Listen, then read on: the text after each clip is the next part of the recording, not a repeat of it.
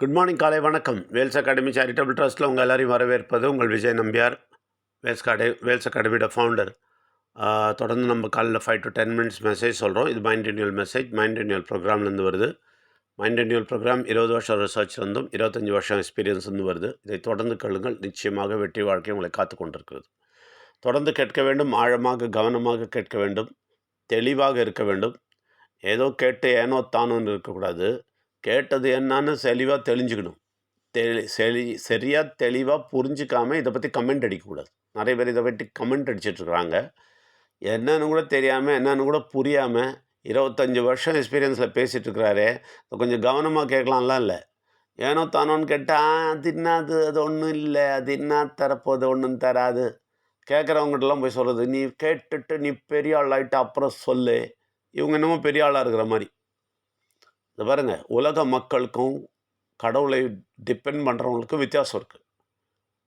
நாங்கள் இது பாருங்கள், நாங்கள் கடவுளை டிபெண்ட் பண்ணியிருக்கோம். நான் சொல்கிறேன், எங்கள் அனுபவம் சொன்னால் உங்களுக்கு புரியும். நாங்கள் கடவுளை டிபெண்ட் பண்ணியிருக்கோம் 25 வருஷமாக, ரைட்டா? ஒன்லி கடவுள் மட்டும் நாங்கள் டிபெண்ட் பண்ணுது. அதனால் என்ன தெரியும், நன்மை உங்களை மாதிரி கிடையாது. உங்களை மாதிரி கிடையாது. நீங்கள் தலையை பிச்சுக்குன்னு இருக்கீங்க பாருங்கள், உங்களை மாதிரி கிடையாது. நீங்கள் ஏன் தலையை பிச்சுன்னு இருக்கீங்க தெரியுமா? நிறைய வீட்டில் போய் பாருங்கள், ஏன் தலையை பிச்சுன்னு இருக்காங்கன்னு தெரியும். எல்லாம் சொந்தக்காரங்க பந்தக்காரங்க சண்டை தான். எல்லாம் அவங்க பிரச்சனை தான் அவங்க தலையில் ஃபுல்லாக ஏறி இருக்குது. நான் செஞ்சேன், அவன் எனக்கு திருப்பி செய்யலை, அவன் எனக்கு செய்து தரல. இதே தானே உங்களுக்கு கம்ப்ளைண்ட்டே. அந்த பக்கம் இந்த பக்கம் சண்டையும் அதுதானே. உங்கள் தலை நெரிசலும், தலையை பிச்சுக்கிட்டு போகிற விஷயமும் அதுதானே. நீங்கள் அதுதானே வச்சிட்ருக்கீங்க. உங்கள் தலை ஃபுல்லாக சொந்தக்காரங்க சண்டை தான் இருக்குது. எப்போவுமே இதே தான். அதுலேருந்து நாங்கள் தப்பிச்சிட்டோம். என்ன கிடச்சிதுன்னு கேட்குறீங்களே, எங்களுக்கு அதுதான் கிடச்சிது. எங்களுக்கு நிம்மதி கிடச்சிது. இந்த பிக்கல் பிடுங்கல் இருக்குல்ல, அதுலேருந்து தப்பிச்சிட்டோம். பிக்கல் பிடுங்கல்லேருந்து தப்பிச்சிட்டோம் தெரியுமா? எங்களுக்கு எல்லாமே கடவுள் கொடுத்தது. எங்களுக்கு கொடுத்ததை கிளைம் பண்ணது ஒரு மனுஷன் கிடையாது. நல்லா புரிஞ்சுங்க. நான் அவனுக்கு செஞ்சு கொடுத்தேன், அதனால தான் அவன் அப்படி இருக்கிறான் அப்படின்னு சொல்கிறதுக்கு எவனுமே இல்லை. நாங்கள் எங்களுக்கு இந்த கிடைச்சதுக்கு எவனுக்கும் நாங்கள் நன்றி சொல்லவும் தேவையில்லை, எவன் காலையும் பிடிக்கவும் தேவையில்லை, எவனையும் கும்பிடவும் தேவையில்லை, எவனையும் பயந்துட்டு இருக்க தேவையில்லை. ஐயோ அவன் தப்பாக நினச்சிப்பான், இவன் தப்பாக நினச்சிப்பான், இதெல்லாம் நினைக்க வேண்டிய தேவையில்லை. புரியுதுங்களா? அதே டைமில் எங்களுக்கு கம்ப்ளைண்ட்டும் இல்லை. ஐயோ அவன் எனக்கு தரல, இவன் எனக்கு தரல, அவனுக்கு செஞ்சேனே, அவன் எனக்கு என்ன செஞ்சானா? நோ நோ நோ நோ, அதுவும் கிடையாது. இதே பெரிய நிம்மதி. முதல்ல அது கிடைக்குதா பாருங்கள். உங்கள்கிட்ட யாருன்னா கேட்டாங்கன்னா, உங்களுக்கு என்ன கிடைச்சிதான்னு கேட்டாங்கன்னா, இதில் என்ன கிடைக்கும்னு உனக்கு தெரிஞ்சு அதானேன்னு சொல்லுங்கள். பிச்சல் பிடுங்கலில் தலை முழுசாக புண்ணாகி பிச்சுக்கிட்டு பிடுங்கலில் ஓடின்னு இருக்கிறாங்க. இதில் என்ன கிடைக்குதா? இதை விட வேறு என்ன கிடைக்கணும்? இதுதான் பெரிய விஷயம். பிக்கல் பிடுங்கல் இல்லாமல் இருக்கிறோம். ஏன் தெரியுமா? யாரையும் டிபெண்ட் பண்ணாமல் இருக்கிறோம். இப்போவும் யாரையும் டிபெண்ட் பண்ணாமல் இருக்கிறோம். ஃப்யூச்சர்லேயும் யாரையும் டிபெண்ட் பண்ண மாட்டோம். ஏன் வேஸ்ட்டு? டிபெண்ட் பண்ணினா பிரயோஜனம். யார் உங்களுக்கு செய்ய போகிறாங்க நன்மை? நீங்கள் உலகத்தானா இருந்து கடவுளை தெரியாமல் நல்லா பூஜை பண்ணிவிட்டு, நல்லா எல்லா சடங்கு சம்பிரதாயம் பண்ணிக்கிட்டு, அப்புறம் மனுஷங்களை பற்றி குறன்னு பேசிகிட்டு இருக்கிறீங்க. உங்களுக்கு இதே தானே வேலை? அப்போ பாரு உட்காந்து அவனை பற்றி இவன் எனக்கு செய்யலை, அவன் எனக்கு செய்யலை, ஐயோ பிரச்சனையாக இருக்குது இதானே. இதுலேருந்து தப்பிக்கிறதுக்கு ஒரே வழி கடவுள் தான். இந்த கடவுளை சரியாக தெரிஞ்சுக்கிட்டிங்கன்னு வச்சுங்களேன், பிக்கல் பிடுங்களே இருக்காது. எவனுமே உங்கள்கிட்ட ஒரு கேள்வியும் கேட்க மாட்டாங்க, நீங்களும் யாரையும் ஒரு கேள்வியும் கேட்க மாட்டீங்க. நிம்மதியாக கடவுளும் நீங்கும், அவ்வளோதான். நாங்கள் அப்படி தான் வாழ்ந்துட்டுருக்கோம். இதெல்லாம் நடக்காதுன்னு நினைப்பீங்க. 25 வருஷமாக நாங்கள் அப்படி தான் வாழ்ந்துட்டுருக்குறோம். எந்த மனிதனையும் எதையும் கேட்டதில்லை, எந்த மனிதன்கிட்ட எதையும் கேட்குறதும் இல்லை, எந்த மனிதன்கிட்ட எதையும் எக்ஸ்பெக்ட் பண்ணவும் இல்லை, எந்த மனிதனுக்கு எதுவும் கொடுக்கணும்னு இல்லை. யாருக்கிட்டையும் எங்களுக்கு கடனும் இல்லை, யார்கிட்ட எங்களுக்கு நன்றி வேணாம், யார்கிட்டையும் நாங்கள் நன்றி காட்ட வேணாம், யார் நன்றியும் நாங்கள் எதிர்பார்க்கவும் இல்லை. இதுதான் உண்மையான கடவுளை தெரிஞ்சு உண்மையாக வாழ்ந்தா. இதுதான் உண்மையான விநாயகரை புரிஞ்சுக்கிட்டா. புரிஞ்சுங்களா? விநாயகர் முருகர்லாம் சாமி கும்பிட்டுட்டு இருக்கக்கூடாது.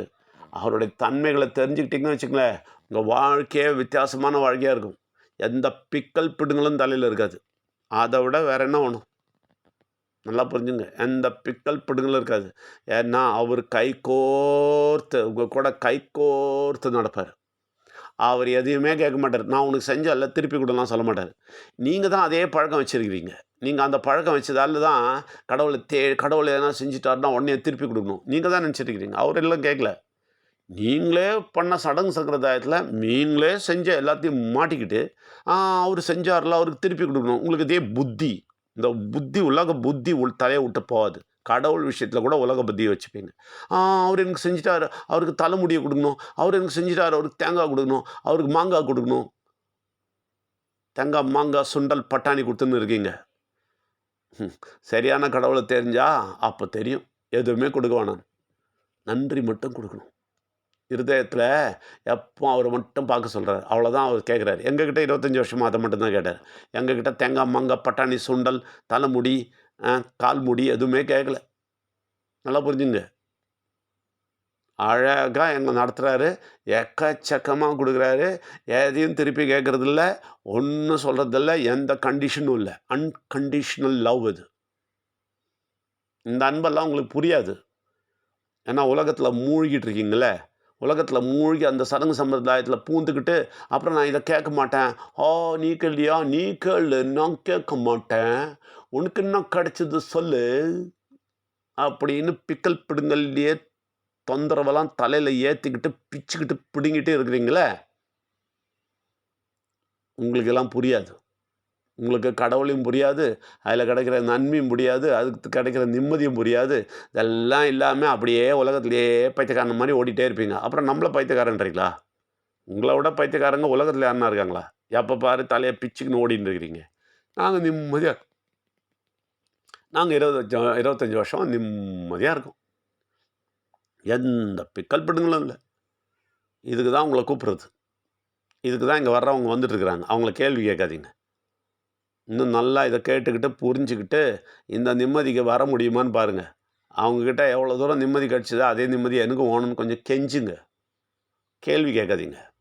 குனிஞ்சு, பணிஞ்சு, கடவுள தெரிஞ்சுக்கிறதுக்கான ஆசையோட, விநாயகர் யாருன்னும், முருகர் யாருன்னும் எல்லாம் தெரியாம கும்பிட்டுன்னு இருக்கீங்களே, அத தெரிஞ்சுக்கிட்டீங்கன்னா, பிக்கல் பிடுங்கல் இருக்காது. பிக்கல் பிடுங்கல்லேருந்து தப்பிச்சிருங்க. நிம்மதிக்கு வாங்க. அவர் கூட கை கோர்த்து நடங்க. உங்க எல்லாரையும் வரவேற்கிறோம். நன்றி, வணக்கம்.